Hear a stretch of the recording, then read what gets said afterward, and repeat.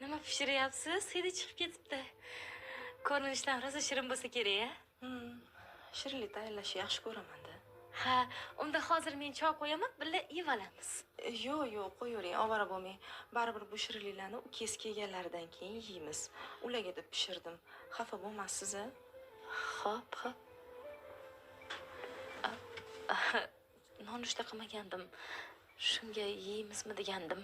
Ha, aytgancha opajon, iltimos bekor o'tirmasdan shu cho'g'imlarni, qozonlarni oqartirib yuboring. Baribir uyda bekorchiman. Kechki ovqatni ham o'zim qilaveraman. Xotiramen. Xo'p.